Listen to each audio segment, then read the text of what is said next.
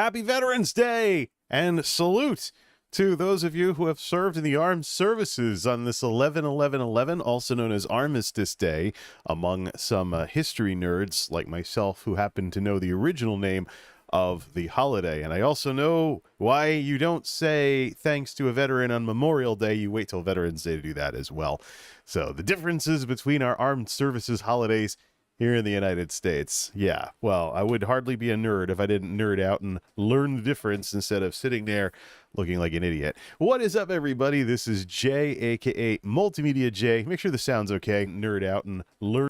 Hell, that sounds about right. About as good as it's going to get, because I'm probably going to sound congested for the foreseeable future because of this whole COVID thing. But today, we've got another one of the Pandemi-Rants in search of normal, whatever that is. Because, I'm feeling a lot more normal now, and I'm probably almost back to sounding normal. Could probably continue working on the videos and stuff. And I got some extra time this weekend to do some other stuff as well, because since I've been stuck home all week, today was actually the end of my isolation. So I was able to head out, pop on one of those new high quality masks and go out and do stuff. So all the errands and stuff that I would normally do on the weekend is already done. So I got pretty much the most pure weekend ever, except for one phone call I'm going to make to corporate with the 9-to-5ers. Where's the handkerchief? All right. Yeah, still doing this, but nowhere near as much as before. So the call, I'm going to make a call to corporate and talk to somebody in HR, see if they can give me a second opinion on this, because if I'm to believe what I'm being told by the locals with these folks, there's literally nothing that they can do at all. Nothing that they can do about this culture that's brewing of people minimizing COVID, minimizing the pandemic, and basically being dishonest and lying their way out of being held accountable for having caught the virus. We talked about this we actually talked about this last time, and we'll just go back into more details on it. So there's this compelling interest, although I did call the claim adjuster today, and I am all set with the paperwork for the leave of absence. Now we'll see if the state of Connecticut gives anything, and if the state of Connecticut doesn't award anything, then I think the short-term disability with the company can kick in, and I'll get like 60% of what I would have made while I was stuck home on essentially a very short disability. We'll have to see what the numbers come out to and what the total cost of that ends up being. But I've been saying for a long time that unless you work in a company with benefits that can help with this, or a state with benefits that can help with this, or live in a state with benefits that can help with these kinds of things, COVID has been, even if you are vaccinated and you survive the infection, you don't have long COVID or any other complications, which there still are complications out there, COVID becomes largely a money thing. And it's a question of, in an environment where crumble it? What? Making up words now. It's been a long week, man. So it's been a very long week. So in an environment where corporate America is doing everything they can to try and muscle through the remaining COVID that's out there, even if it's not good for the business in the long run, like when your workforce gets too sick and you start losing people because they've been infected too many times. And if the evidence continues mounting that successive infections of COVID-19 actually have a cumulative damage effect upon the people that happen. I mean, you can have a bunch of mild cases, but they add up to some kind of complication. That's been a concern actually among some people, especially if they were left with some kind of new pre-existing condition because of their first brush with the virus. That's what I'm concerned about with myself, actually, is this whole cumulative effect thing that and whatnot. Now, what position am I going to be in? Because reinfections raise your risk of everything.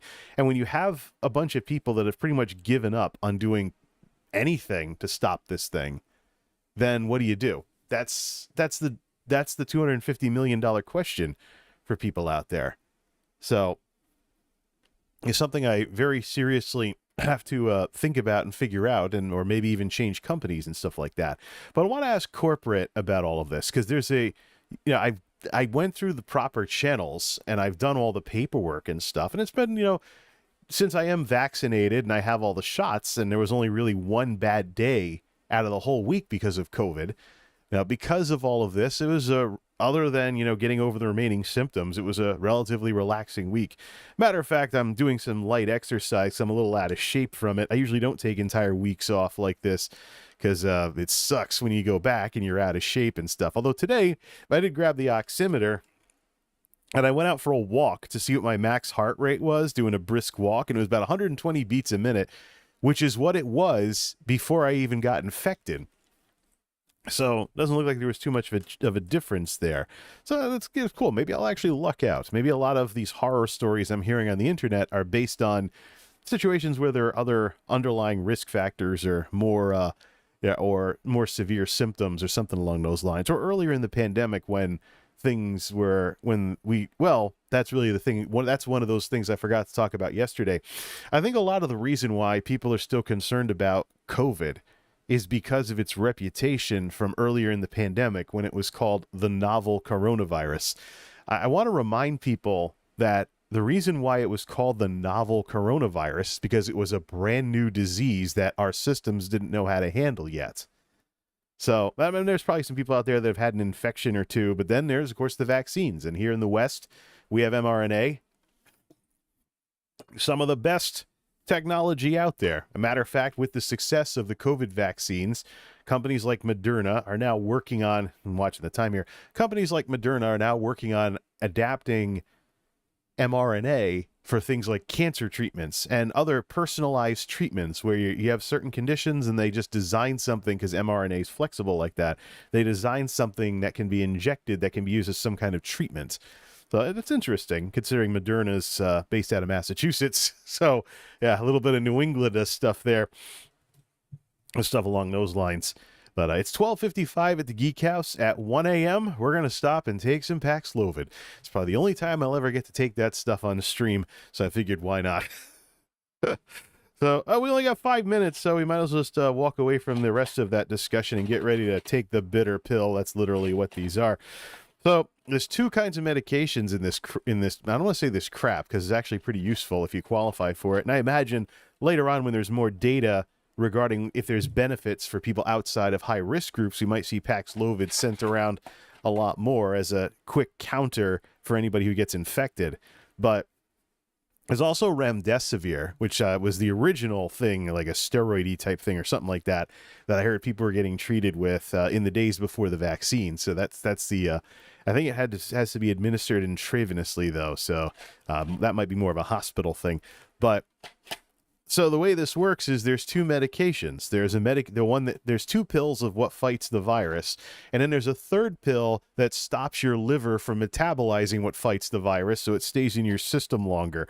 So otherwise, it would just bum rush the stuff right out. And I think that's part of the reason why your mouth gets all metallic with this stuff. We talked about earlier. There's this thing that can happen where stuff goes into your bloodstream, goes around your system. It can make its way back into your saliva, and you'll taste it again. I was thinking about that. I was like, well, that explains the metal mouth and all this other crap.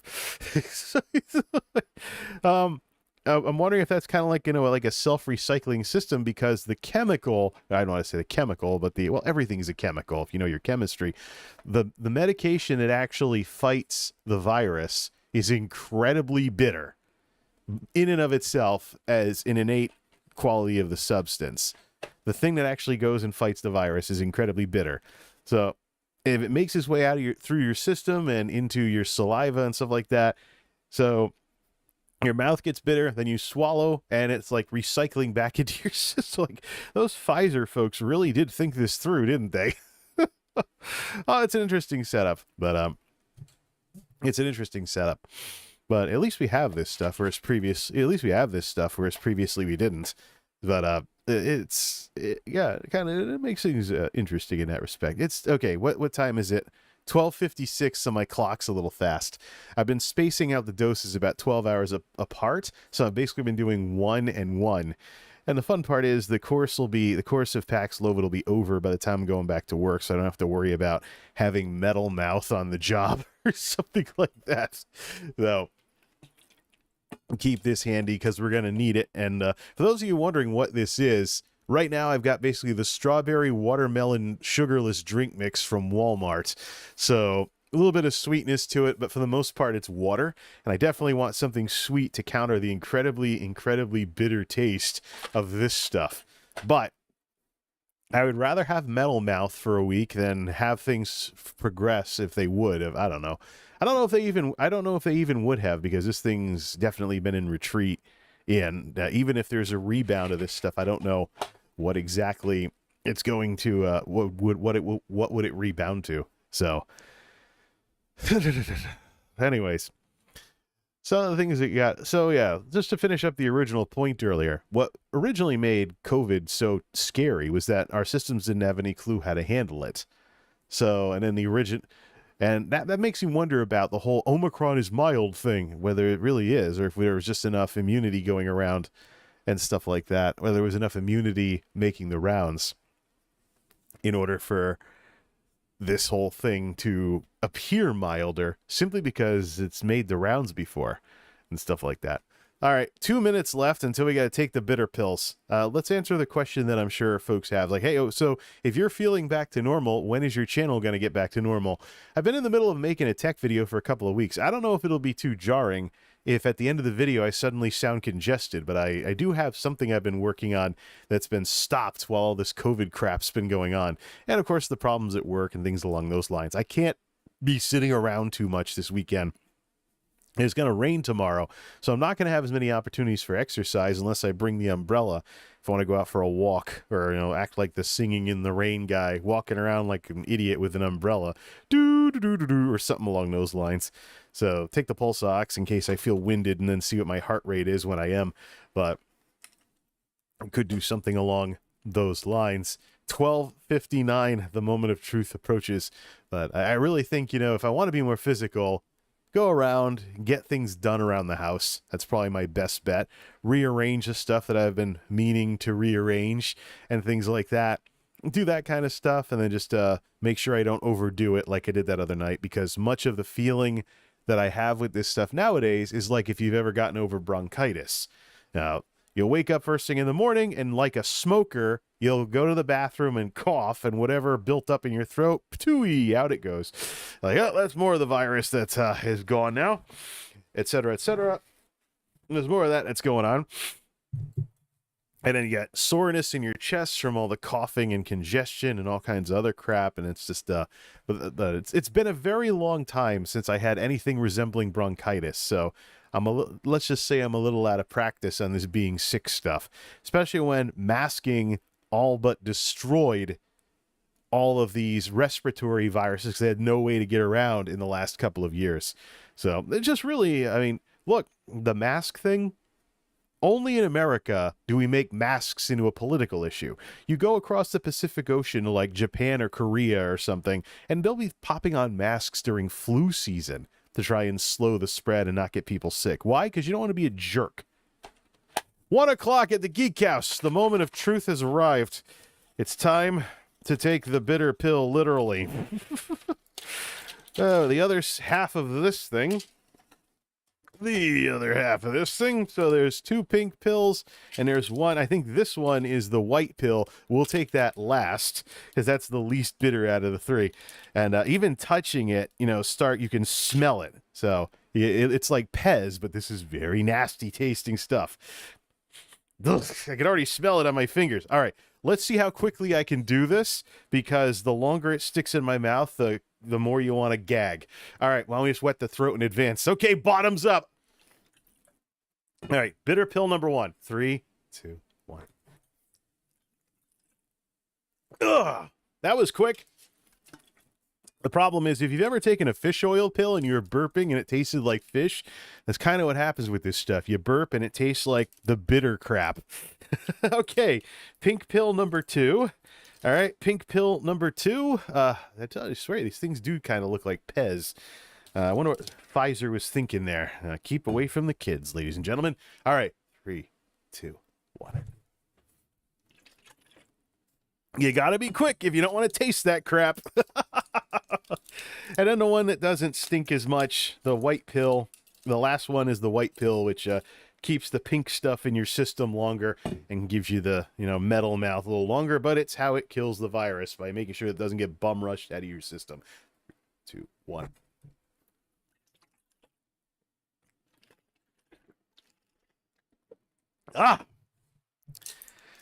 That's how you do it. You chug it. This is probably the best dose that I've ever taken in terms of it not tasting horrible. Unfortunately, it doesn't mean that I don't still have a very bitter substance that's now going to make my mouth taste like metal for 12 hours. Hey, you know, when I was growing up, a lot of medicines tasted bad.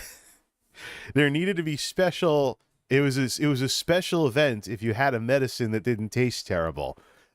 Being your mom, your dad, everybody who, when you were sick when you were a kid, when I was growing up, would tell you to tough it out. That's part of you growing up and becoming a man, or growing up becoming a woman, or whatever.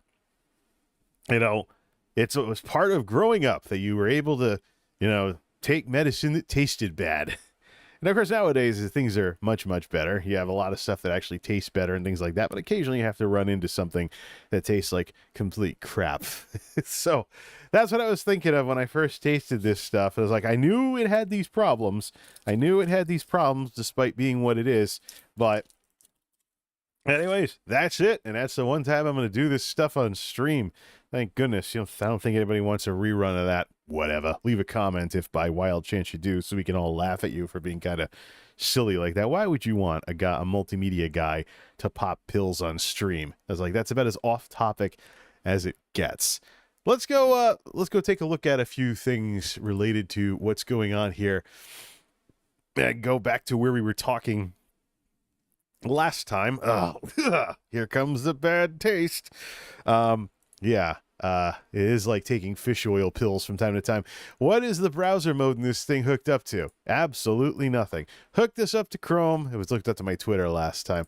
Let's start with the variant proportions for the country and stuff like that. We're going to bounce around in the browser a little for this too. Give me my pointer here. So, in terms of what variant it was, I don't know. There's a hodgepodge of this, and this is for the entire country. Switch back to HHS, Region 1, New England. So BA5 is at 40%. So BA5 is now the minority in terms of variants.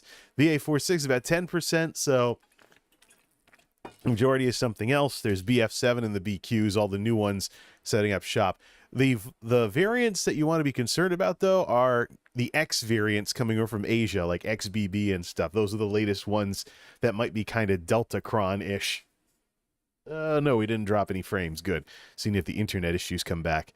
But so the thing is, in terms of what I had and stuff like that, the odds are it was some kind of BA5. That's the whole point of what I'm talking about here. Now, here's the thing. I was trying to talk to HR about this problem that we have where people have a very compelling interest to hide infections.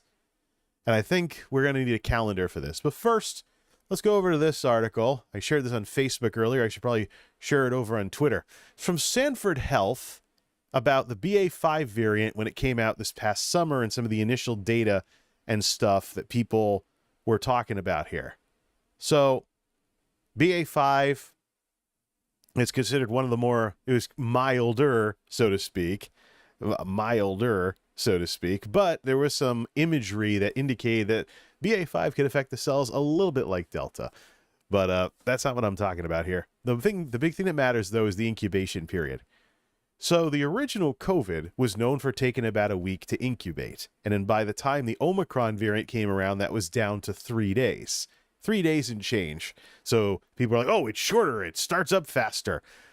Now, I went digging around specifically for anybody saying anything about the incubation period for BA5, which is the ancestor of the newer variants going around right now. Now, I had the BA5 bivalent booster at full strength and I got infected, which leads me to believe it might have been one of the successors that is already building a little bit of immunity resistance to even our booster. It's probably better, though, than if I only had the monovalent stuff from earlier. So this is one of the things. I mean, I had, out of this whole week where I was required to isolate for 5 days, I really only had one bad day. That's what it's like when you keep up with your shots and are pro technology. I wonder what's going to happen if somebody comes down with this and either they're unvaccinated or they never got boosters or anything. The current bivalent booster uptake is really the current bivalent booster uptake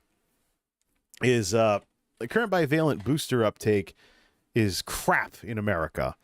So, and it doesn't help that President Biden is now being taken out of context. The pandemic's over. Yeah, taking that out of context. He walked that back the very next sentence. And, what about Paxlovid? Paxlovid is mostly for high-risk individuals. So to keep the disease to keep the infection from progressing. What's this? This is a negative test. Oh, this is a test with only one line on it. It's from when I first turned positive, and the second line was fake. I got to throw all that crap out. I've been keeping it around for like talking points on social media and on stream, and I think we've pretty much done everything we need to do with that garbage. So, but that's the thing with this, is that Paxlovid is not a cure-all. Paxlovid is not a cure-all. It's for people that are specifically high risk. My doctor greenlit it for me because of my weight, as well as having had people in my family who've died from it, who've died from COVID with that were similar age, similar risk factors, like my cousin. But my cousin was unvaccinated. Now, and I seriously think he would still be around if he had gotten vaccinated. Unfortunately, he married a vaccine-hating Trump nut down in Florida. I don't know, maybe not even a Trump nut, maybe a Ron DeSantis nut. Ron DeSantis is certainly becoming the darling of the American right wing right now, but I haven't forgotten Death Santis and what happened during the Delta wave in Florida that took my cousin's life, and Florida having the third highest COVID deaths in the country. Of course, they are a state of 21 million people, so per capita, but I mean, if you want to scale, you can scale the population if you want, and then Florida's still in like the top 50% of states in terms of deaths. But in terms of the raw number, I mean, scaling the population doesn't matter when the person who dies is your loved one, like my cousin. My cousin was but one death in the state of Florida during the Delta wave. But yes, and that's one of the reasons why, I wanted to beat this thing in his memory. Think like being vengeful and stuff, like give COVID the finger. Like, this is for Josh, you asshole.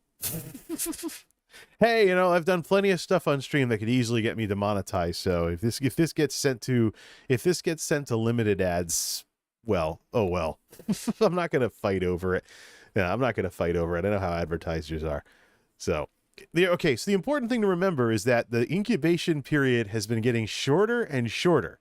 So now BA.5, the ancestor of these newer variants going around, and that the bivalent boosters were made to target, 2 to 3 day incubation period.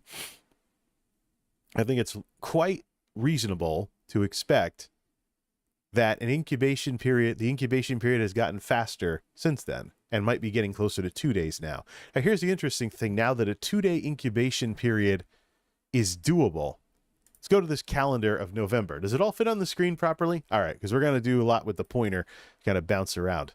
So, with the possibility of a 2-day incubation period, this is where there is a ton of credibility for the guy. Is my pointer on there? Yeah, it is. It is. Okay, good. This is where I get the idea that the guy that was coughing up a storm on Wednesday the 2nd is the guy that gave me the virus. So, let's look at my timetable on this using this calendar. I went over my social media posts on Facebook because I've done basically a play-by-play on this whole encounter with the virus.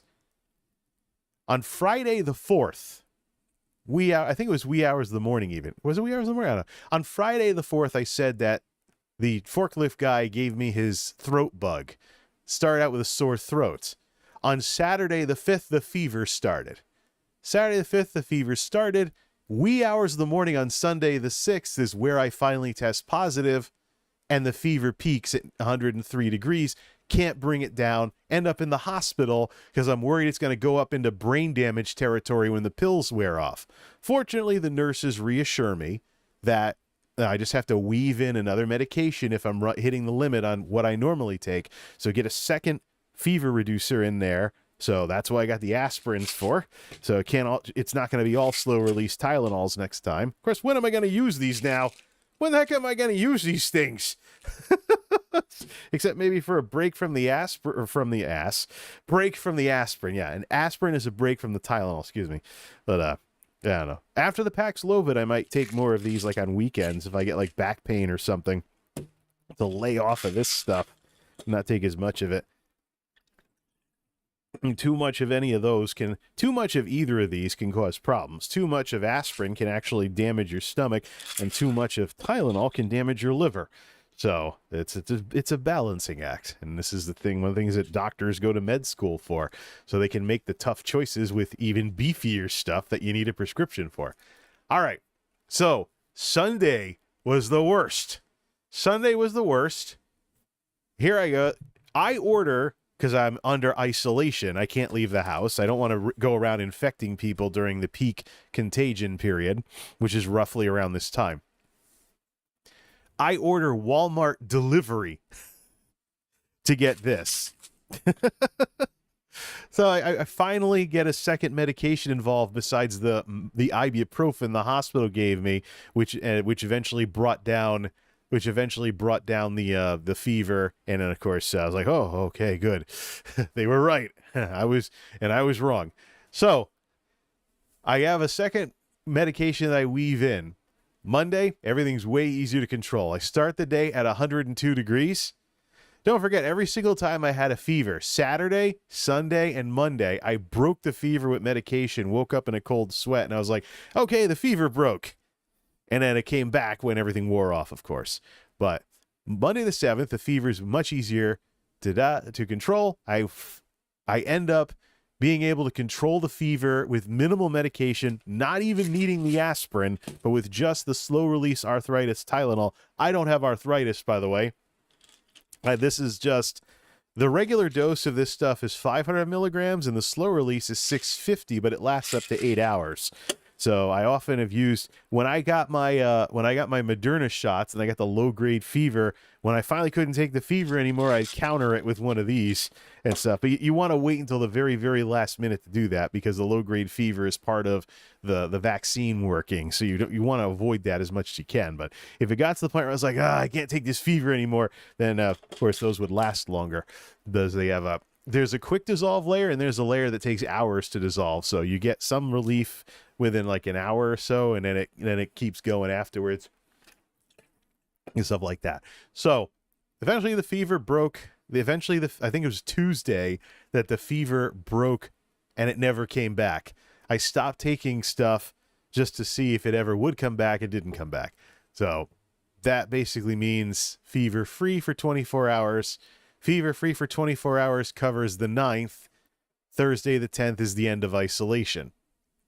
Thursday the 10th is the end of isolation. So that's my story. That's my story. I'll be back at work on the 13th. Not charging back into things, though. Hopefully the manager understands. Now here's the important part with that 2-day incubation period. Everything starts on Friday the 4th. 2 days after Wednesday the 2nd, when that guy was coughing up a storm around me. 2 days before that is Halloween. So this guy has a wife and kids. Some Halloween something or another infects him, maybe around here somewhere. He's getting symptomatic, passes it to me on the 2nd, and I get it on the 4th. Newer, faster variant incubates faster. Makes perfect sense. Because prior to this, the last time, I took care of all the chores for the previous week on the Friday before Halloween. So, and I ordered Chinese takeout as well, because I had that scheduled off. I had that day scheduled off. So it's too far back to have led to this. Not with today's variants. So the other stuff besides going to work where I could have been exposed to the virus was too far back to have gotten me infected. The older variants that took a week to incubate on average, the older variants that would have made sense, but not in today's Omicron, post-Omicron world. So this is the reason why I'm saying it was the guy at work working sick who gave me this thing. Nobody else in this time period was anywhere close to that sick. So you can't... why am I getting this weird itch out of nowhere in the middle of my back where it's really hard to reach? Yay, scratching my back with some glasses cleaner. Woo! Cool. Getting old sucks. Actually, if I really want to do a getting old sucks thing, let's use this arthritis cream that I never use for anything. Ah, there you go. That's much, much better. Yeah, there we go. When you're not using the arthritis cream, just use it like that to scratch your back. Weird. Anyways. So, we have two-day incubation. Ears are popping again. Another side of this thing. Being in retreat. Well, it's as good as it's going to get. So I have mostly hearing on the left side now. Woo! It's been so long since I've had something like this happen. There's a meme going around where, like, you pop your ears after you've been sick, and it's like you're hearing in HD. So along those lines. Okay. So, 2-day incubation. Guy passes it off to me on Wednesday the 2nd because he's coughing up a storm, and we're passing paperwork back and forth about some replenishment work in the warehouse. I end up symptomatic on Friday the 4th. There you go. So let's assume that we're right about this. The guy got infected with a 2-day incubation period. Guy gets infected with a 2-day incubation period somewhere around here because of something related to Halloween and his kids. So, let's see. My worst day was my day 2.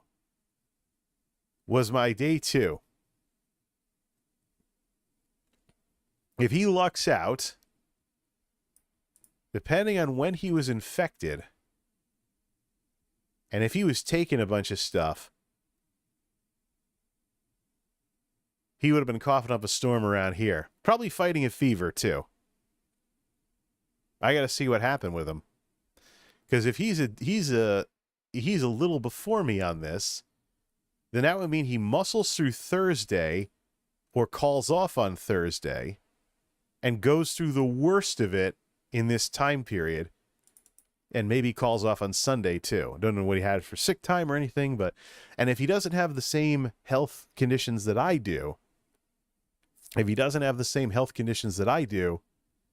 then he has more options in terms of medications to knock down the symptoms. He can take Dayquil, he can take decongestants, he can take antihistamines, he can load up on stuff to be able to get through work and cut his symptoms down. So,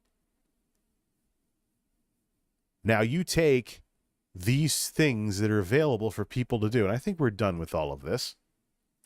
You take these things that people are able to do, you multiply that by every single COVID minimizing, pandemic denying, virus, inadvertently supporting hater out there, hated masks, hated the vaccines, hate everything, pretends they don't have it. They now are in an environment with COVID nowadays, where COVID is but one of the things going around right now. There's a lot of RSV going around. There's also flu, especially in the South. Although Connecticut has a decent amount of flu too. Not as bad as the South, but worse than a lot of other parts of New England. So there's a lot of respiratory stuff going around right now. So if the company were to get suspicious of somebody working sick, they have plenty of stuff to point fingers at. It's just a cold, it's just a bug, etc. If there is no way to require somebody to test to make sure they're not spreading COVID to everybody, then there's literally, it's a giant character check. If you know there are people on the other side of dealing with this pandemic and doing everything wrong, but you know there's people working there, they're going to put you at risk. It's not if, but when. And so that's why I was able to predict that if I had gotten this thing, I would probably get it from somebody working sick. And now here we are. I've been very tenacious and very introverted about everything because I knew people were going to be stupid and get themselves infected with this thing. There are people out there that are just too stuck up. They're too stuck up to take precautions. There's people out there that are just too arrogant to do the right thing. I knew they were out there. I knew they were going to ruin everything, and they did. And so because of this, I actually have very limited contact with others. The timetables don't line up for literally any other explanation other than the guy at work or somebody at work was working sick. And that's where I got it from. Don't forget the breakdown of mitigation in there as well. We have to all take break in the same break room. There's plexiglass, but if someone's running their mouth and talking and you walk through their droplet cloud and they have the virus, you just walk through something that could infect you if the dose was high enough to cause a breakthrough. But it's all CDC guidelines. The CDC has been pansying out ever since the threat of the midterms became a political liability, which makes me wonder what exactly is going to happen.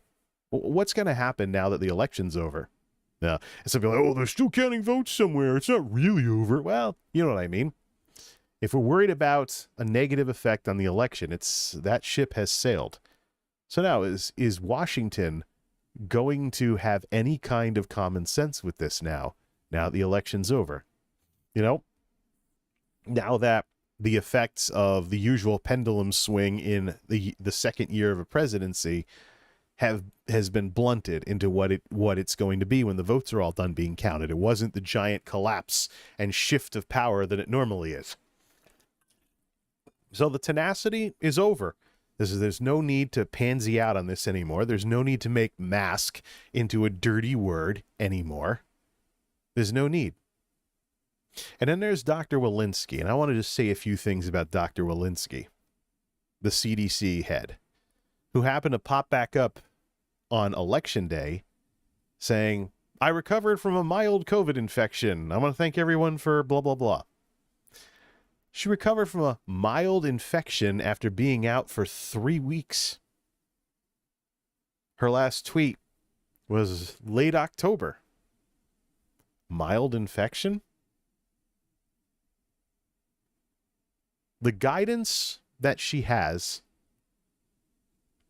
for the rest of us, 5 days isolation, I don't think that cuts it. How can you say you had a mild infection when you had all your shots and Paxlovid? You were out for weeks. Of course, some of that can be explained, of course, by a Paxlovid rebound, having to restart isolation, But was it mild? What I had was mild. And by that, I mean one bad day. The rest, it was like a cold or bronchitis. Never had any oxygen problems. Tested today. No heart issues getting exercise. None of that stuff. So, I think we need a new head of the CDC. I don't think Rochelle Walensky has any credibility left. I don't see how anybody can take her seriously anymore. Dr. Fauci's retiring. Dr. Walensky needs to resign. I don't think the current state of things with everything, she doesn't have any credibility. Just go look at her tweets under CDC director or whatever it is on Twitter and look at the quote tweets and the responses, all the anger, and how she's in a nice little bubble with her government job. Don't forget her and Dr. Jha are from Newton, Massachusetts, a rich town outside Boston that can afford to spend as much on ventilation in their school system as some of the hick towns in my area have for their entire budget for the year. So they could spend millions just on ventilation. Yeah, something's not adding up here. But no, COVID isn't over. COVID is definitely not over. The question you have to ask yourself is how much money do you want to lose? And how much of your quality of life do you want to lose because of the risks involved?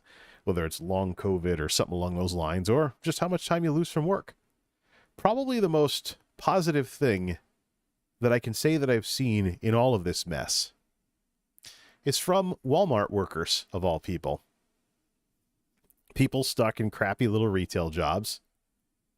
But it's nice to see that when I went with my KF94 mask to go take care of the groceries today, now that the chores, everything today, now that isolation is over, it's nice to see that when I went out with my KF94 on, there were plenty of people masking in Walmart. And a lot of them were employees. How's that? I think some people are smartening up around here. If you work at Walmart and you have all these jackasses who don't want to do anything and pretend the pandemic's over, and they basically go around like nothing's going on, and they hide infections and they get people sick, how much work would you like to miss? How much work do you have to miss before you're like, you know what, I've had enough of this. Let's just mask up and mitigate the hell out of everything as much as possible. Of course, it'd be great if the company decided to defend their own workforce. But I think it's going to take some monitoring of the long-term effects of the erosion of productivity and other stuff, because we're letting the virus rip, before any companies might get smart enough to actually take a stand on this again. But it's nice to see. I go places and people are masking again. Why? Well, how much work would you like to miss because of this thing and having to go isolate? And even if you lie your way out of it and you're working sick, how much do you want to feel terrible trying to get through the day? At some point, people smarten up and they start using their common sense. And they start realizing, a little congested again. Oh, man. Drink. They realize drink? Yeah. They start realizing that the pandemic boosted inventory on all kinds of masks. And not just the 3M ones and the ones the hospitals dive all over and try and gobble up, but, you know, KN95s, KF94s, P99s from the EU, respirators. There's even a company called Flow Mask, which is basically making consumer-grade respirators for people that want masks with replaceable filters. So instead of single-use masks cluttering up the trash, they just throw out filters instead. Reminds me of the respirators that like folks in an auto body shop would use when painting a car, but a little simpler. But yeah, that's basically what Flomax is, big rubber respirator. Hey, you know, to each their own. If you want to spend $100 on a respirator and just buy filters, I suppose that's a decent investment. If you assume you're going to be masking for a couple of years now. In my case, you know, I'm just going to follow the old pre-political guidance of the CDC, and if we ever get down to moderate community transmission after I'm done catching up with all this, I'll take the masks off and enjoy things. And then when it goes back above to substantial or high, start wearing them again. It's not the worst thing in the world. Nice little investment to not have to deal with this crap again. Yes, please. Plus, there's a glut of inventory out there. I mean, when I can get a month's worth of masks for like the cost of having a pizza delivered, oh, well, you know, I could use, not being, well, can't really see how fat I am here, but it would be nice to take down some of this double chin or something like that in the span of a month. No. And of course, there's masks are handy for other things too. Working on a dusty computer that might trigger up my allergies, toss on one of the cloth masks or something. It's just like, so yeah, I'm sure we'll find other uses for these. As well. But the point is, though, there's enough critical mass with masking out there, especially the Chinese ones, because China's doing zero COVID, so they're probably producing masks galore, even still, and exporting the surplus, which is probably why I find the Chinese masks on sale with the best deals going on, but I don't want to be wearing KN95s. I prefer the design of the KF94s over the KN95s. But, you know, I wanted to, you got all that going on? This is plenty available. I think some people might still be stuck in 2020 mode. They think that masks are too expensive. Good masks are too expensive because they remember the PPE shortage in early 2020 when the hospitals couldn't even get all the N95s they needed. So that was actually the one time I was against wearing masks, is because I saw jerks panic buying all the remaining masks off of Amazon, and hospitals couldn't get them, and you go to Walmart and you see somebody with an N95 on. I'm like, what a jerk. Oh yeah, but things change over time. The industry caught up, they ramped up production, and now it's not that expensive. So it's really not that expensive. So Masking is not only an option for COVID, but we got a lot of other crap going around right now. Flu, RSV, other crap. You know, it's like got a project around the house. Got a project around the house that might require, a dust mask type thing or something like that. It's like, it's crazy. You know what's really in play here with all of the arguments about all this crap is people that want to put their emotions over everything else. It's kind of ironic because they usually accuse people like me of being the snowflakes where our feelings are more important than the facts. But that's just a bunch of projection. I mean, you look at somebody who just instantly hates something for no reason or instantly hates something by default, doesn't give anything a chance, whether it has to do with masking or the vaccines or anything of that sort. And you got to ask yourself, who is the person whose life is being dictated by their emotions? Why don't we look at one last round of CDC numbers here, just as kind of a sobering thing, because I found these the other day.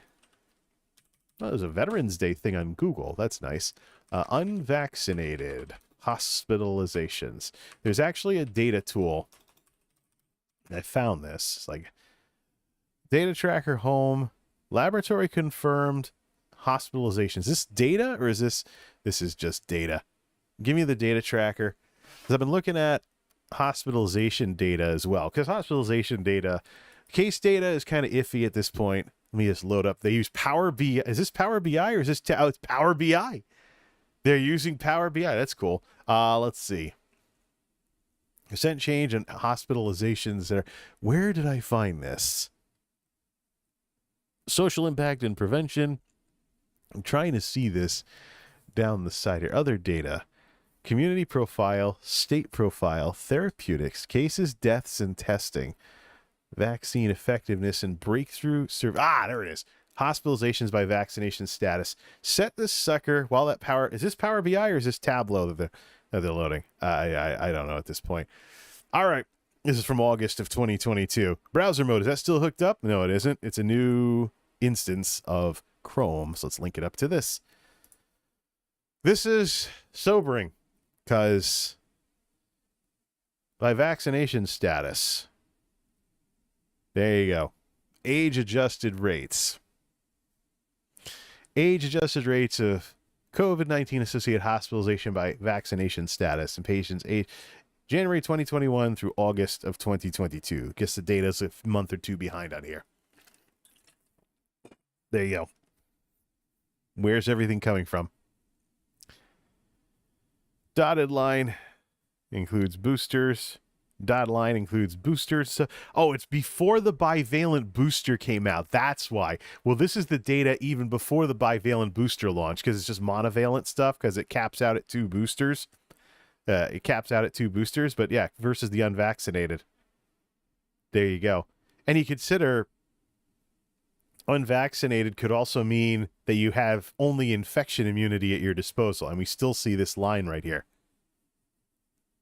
What more evidence do we need, What more evidence do we need that winging it with infections only just doesn't cut it, especially when the virus is evolving to become more able to reinfect someone, which means that the immunity from a prior infection is less valuable than it would have been maybe a year or so ago.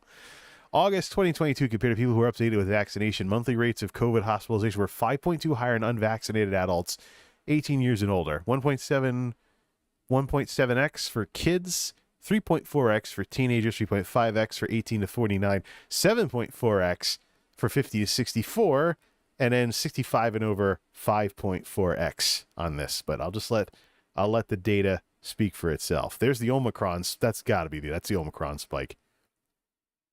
January 2021 was the last. January 2021 is the middle of UK Alpha when the vaccines are rolling out. They don't become generally available until May. And then the Delta variant shows up. This is nationwide data. The Delta variant shows up in late 2021, and then this giant spike is Omicron. Huge crash because everyone just got sick. And then the BAs and all the BAs and all the other stuff pick up around here. What more needs to be said? Mitigation is an all of the above thing. Get vaccinated, get boosted, keep some tests handy.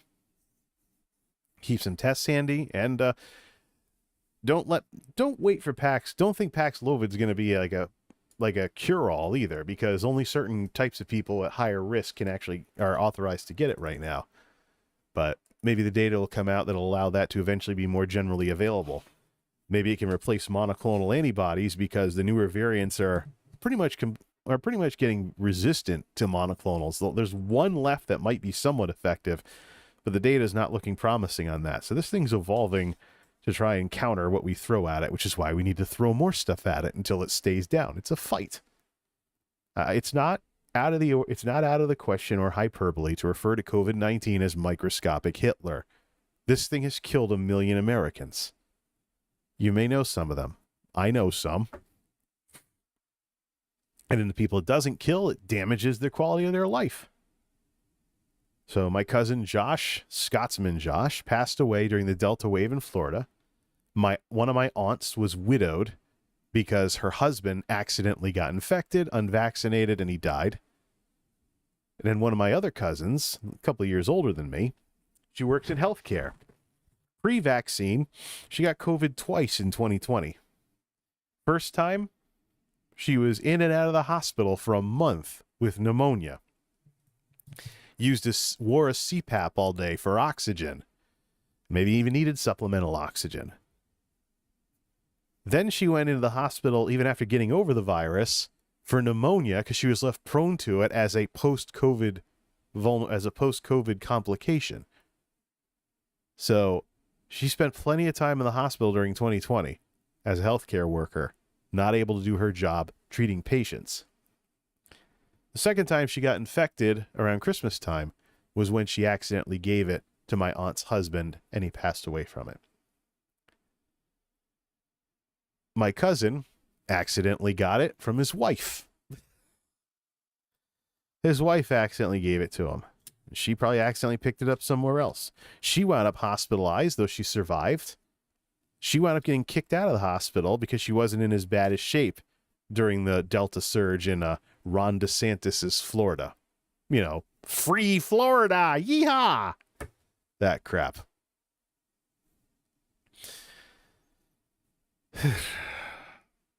Sad when the experts get proven right, isn't it?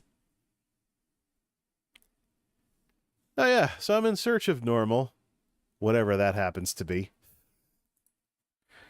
Nice that this was pretty mild, but I didn't get all those Moderna shots for nothing. But yeah, get vaccinated, get boosted, pick up the bivalent booster. If there's ever a booster that's a nasal spray, that's promising. Put all the stuff where the thing will come and try and attack you instead of shooting it in your arm. That's one of the things people are looking at. China's working on one of those too. And China needs something good, because with the intramuscular vaccines, theirs didn't turn out to be as good as ours. So it'd be interesting. It's getting a little hot in here. Better turn the heat down. It'll get interesting if, oh yeah, that's right, it's raining out, so it's like summer out, so I don't even need to run the heat at all. It's not going out of the 50s tonight. I'm getting it mixed up with last night when it actually got cold, because it actually felt like November. So, yeah. But that's the thing. That's the thing with all of this. Get vaccinated, get boosted. Masks are cheap, and they can also help with other stuff besides COVID. In a time when the South is getting ripped up by the flu, especially some of the deep South states. Then there's RSV, children's hospitals filling up, things like that. I mean, even if you want to pretend COVID's not a thing, the masks might come in handy for some other stuff. If people would stop turning mitigation so you don't get sick and be miserable into a political issue. But that's the sad world that we live in. There's a whole, I'm going to say it, there's a militant snowflake culture out there of people whose emotions matter more than literally anything else. Grown-up children. But I'll save that for another discussion. We barely even made it to the 1 hour mark tonight. But I think this is going to be the conclusion of all of this for a bit. Pandemi-Rants will go under Late Night Nerd Lounge because they're chat streams, but I'd like to get back to videos and what this channel's about, and I can't be sitting around this weekend. So, let me see where I was with that last tech video that I was working on and pretty much everything else. May even do some game streaming as well, but I don't want to be sitting. That's the point. I want to get up and move around and do some stuff, so I'm not totally 100% sedentary. And that's going to be a challenge as we get the remains of that tropical storm that hit Florida earlier this week, this weekend, which will wash everything out. Well, I suppose it was good that I got the chores done before everything got all soggy. All right. So, yeah, this COVID thing is probably going to be in the rearview mirror soon, but I'll probably sound congested for a while. Hopefully I don't get any after effects or complications from it. But, when the dust settles from all this, we'll figure out where we're going from here. But till next time, this is MultimediaJay signing off. Thanks for stopping by, and COVID is not over.